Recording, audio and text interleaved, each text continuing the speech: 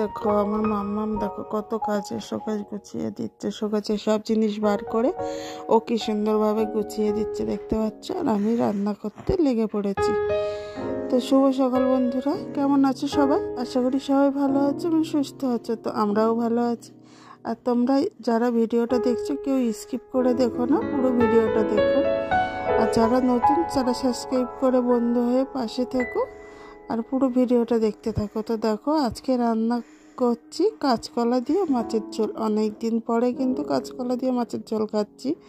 তো কিছুই নাই, জাস্ট পেঁয়াজ দিয়েছি ফোড়নে আর একটু পাঁচ ফোড়ন দিয়েছি আর কাঁচা লঙ্কা, হালকা পাতলাভাবেই করছি যেহেতু শরীরটা খারাপ সবারই, সেই জন্য বেশি রিস্ক খাওয়া যাবে না।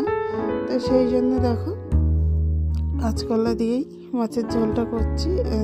কী মাছ বলো তো, তোমার ওই যে কী মাছ বলে ওটা, চারাপোনা মাছ, সেই মাছটা দিয়ে করছি।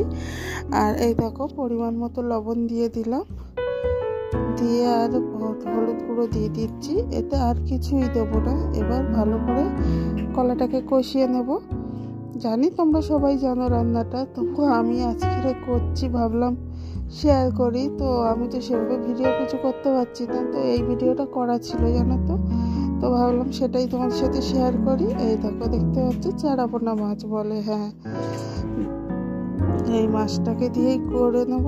আর এদিকে করেছি তোমার কি বলে এটাকে, ও পেঁয়াজের কালি আর আলু ভাজা আর একটু বেগুন ভাজা, তো এটা করেছি।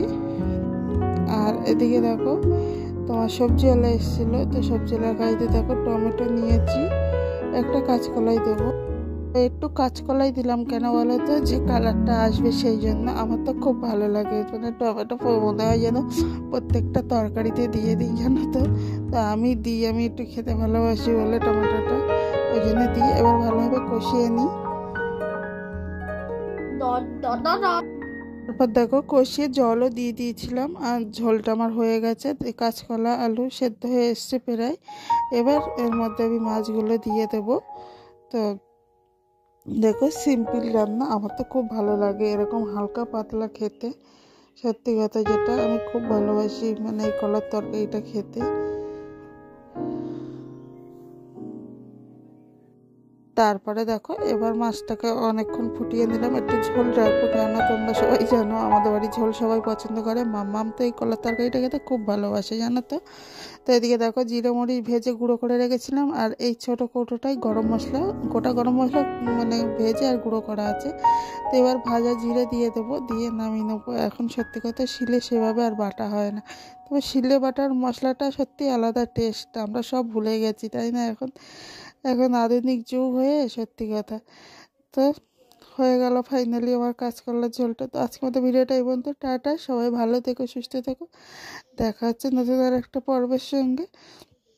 যদি ভিডিওটা ভালো লাগে অবশ্যই একটা লাইক কমেন্ট করো, যারা নতুন সাবস্ক্রাইব করে দিও।